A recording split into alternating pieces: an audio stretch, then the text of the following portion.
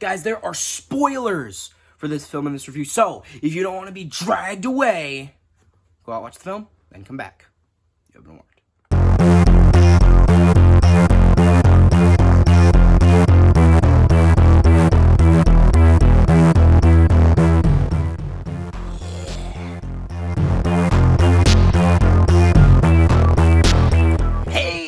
Welcome back to an episode of Off the Shelf. I'm your host, Time HD, and this week we found Off the Shelf was...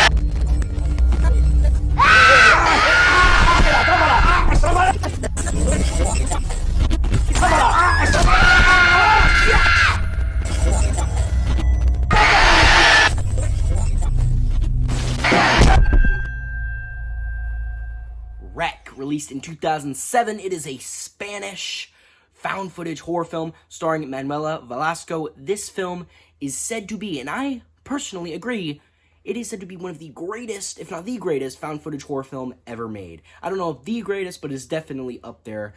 And honestly, it is just really good. It's really good. And also, if you didn't know, it is a kind of zombie adjacent film. It's more like Infected, kind of like 28 Days Later. It's more like a virus that kind of makes you super aggressive, but they're more, I don't know how to describe it, you just gotta watch the movie, but they are zombie adjacent. And this film, honestly, is it's really good in the fact that, it's good at building tension, right? And it's I don't know, it's just really good at building atmosphere, I'm a big fan of that. And there's just a bunch of creepy moments in there. I think especially, the final 20 minutes or so is just, so good. Definitely, on the edge of your seat.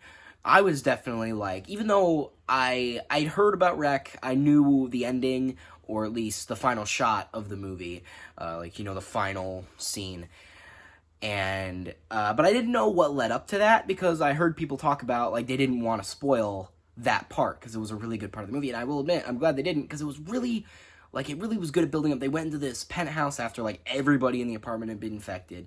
They went into this penthouse they said nobody lived in, but then there was, all this weird religious imagery everywhere, and then there was, these newspaper clippings of this girl who got possessed by a demon, and then this guy was trying to find a vaccine for the infection that the girl had, and then eventually it seems like the guy just fucked off and left, right? And that girl was left there in that penthouse, and the infection spread all throughout the apartment, right? Got to their dog, then it spread to one of the person in the apartment's kids, then it spread to an old lady, then, everybody ended up getting infected, and the TV crew just, were at the wrong place at the wrong time, I guess. It's quite unfortunate. But overall, this film was only made with a $2 million budget, and honestly, I know I say this a lot, but this film looks better than some modern-day horror movies. And I mean, big ones. I don't know. I'm just saying. I don't know. Maybe I'm wrong there. Maybe not better. I'm just saying, this film looks great for the money that they use for it. $2 million, it looks just really good. The makeup, the effects, it's just... superb. Really liked it. The monster, really cool looking, just gross monster girl at the end with, I don't even know how to do it. It was just super creepy, super good, super, I don't know, I'm running out of words to describe it. It was just cool, alright? It was just cool. It looked good. And overall, just the effects were great. And the film, as I said, was just scary. At least the final 20 minutes, to me, was really scary, because, you didn't know if there was something in there with them. Then they were looking at all this creepy shit. There was a mystery starting to unravel about how all this even started. Then I remember I was starting to think, was it actual demonic possession, or was it just a virus? because I thought it was just like a misconception, like the girl like really got infected with some kind of strange virus, but you know everybody thought that it was a demonic possession, and that's what caused it to spread was with superstition and stuff like that, and them not knowing how to properly treat it, but or just eradicate it, honestly. But I correct me if I'm wrong, but I feel like the directors in a behind the scenes thing I said maybe I misheard, but I feel like they said that the possession happened and that the girl was possessed and an infection sprouted from the demonic possession of the girl, right? Which is also an interesting way to look at it. So is it like, you know, like a Judgment Day thing? You know, is it like the end of days? Is that what it is? Is it this is universe's like? Is that what it is? That would be kind of interesting because I mean, as it says, like isn't it like hell would bring up the end of days and then it's like everybody would die and then you'd either go to hell or heaven depending. Is that how it goes? I don't really know too much about biblical lore. I don't know too much, so correct me if I'm wrong. But I feel like that's what happens.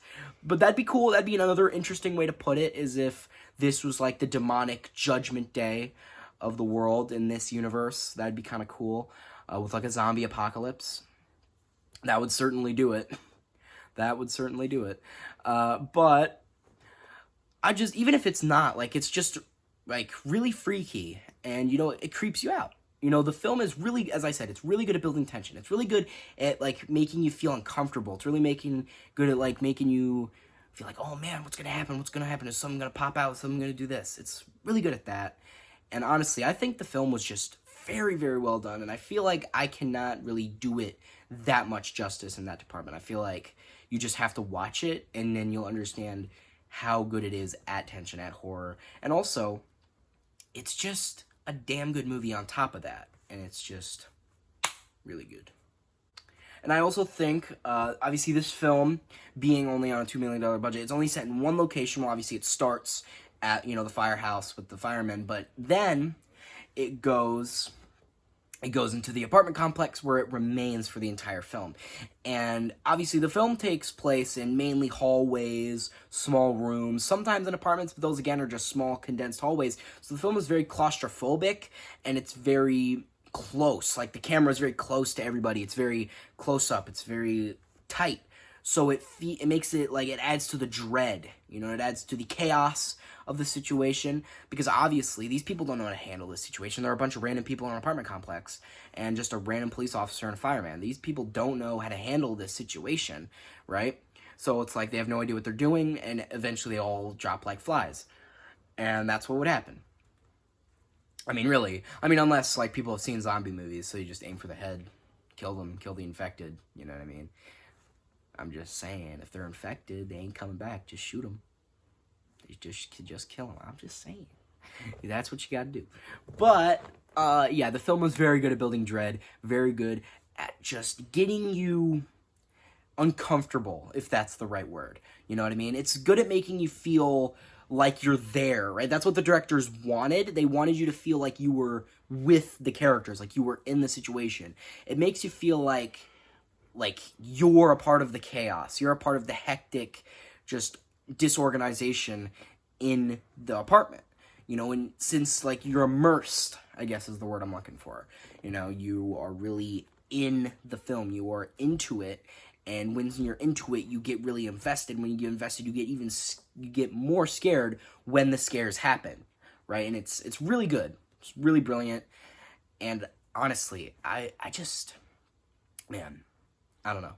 And it's like, so being a found footage film, obviously the camera itself is a character, and you are that character. You're, like, living through a first person view through the eyes of the camera, through the eyes of the lens. And the camera in found footage horror films, obviously they're part of the movie.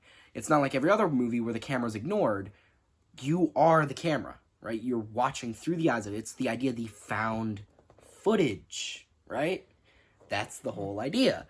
And while some say it may have become overplayed over the years, I really think this was during a time where found footage was still fresh. I still feel like Blair Witch kind of popularized it. Maybe not started the whole found footage craze. I maybe would go that to maybe give that honor to Cannibal Holocaust, but because it's partial found footage. But Blair Witch, I think, really popularized the genre, and with popularizing it, I feel like there was a lot of oversaturation, a lot of trying to do kind of the same thing. But I really think this movie really differentiated itself by, I think what I really liked about it is it was a movie, you know, because some found footage horror movies kind of try to do what Blair Witch did. They try to treat it like it's real, right? But I feel like you can't really do that anymore because Blair Witch was really, really interesting because nobody had really done something like that at the time, and that's why it worked. But you can't really do that because obviously Blair Witch already did it, and everybody knows now that it's fake. They're found footage horror movies. This movie knew it was a movie, and it didn't try to make it feel like, I mean, it was real and grounded, I guess, for a zombie horror film, but it just felt like you were watching a movie, except you were in the movie, as I've been saying. Like, you know, that's the immersion of it, and that's what makes it kind of more haunting, I guess, is because you are firsthand watching it. You are right there in the middle of the action, you know, and it's like you are with the characters, and that's what makes it scary. That's what makes it, you know, unique, and that's what makes it, like, really entertaining, in my opinion. I found this movie incredibly entertaining, and obviously, you want a good movie, you want it to be entertaining. Definitely entertaining. Now, would I recommend this film? Absolutely. I mean, if you're a horror fan, zombie film fan, honestly, if you're just, like, looking to watch a good found footage horror film, this is definitely up there as one of the best, if not the best. And, there's nowhere better to start with, like, if you're trying to get into found footage, I think this film is definitely a good place to start.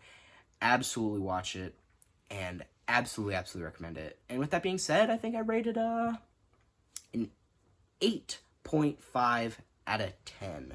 Very enjoyable. Really liked it. Highly recommend it. And yeah, I think I've said what I say. Thank you in peace. So guys, hope you like this video. Share, friends, subscribe to the song. Comment below on which you liked it. And I'm in Time HD. Off to quarantine. What is it? You know what I mean? You know, I'm a zombie. I'm gonna get you. I'm gonna eat you. I don't think that could be taken in a different context. Disregard the thing I said 10 minutes ago. You can just cut it out.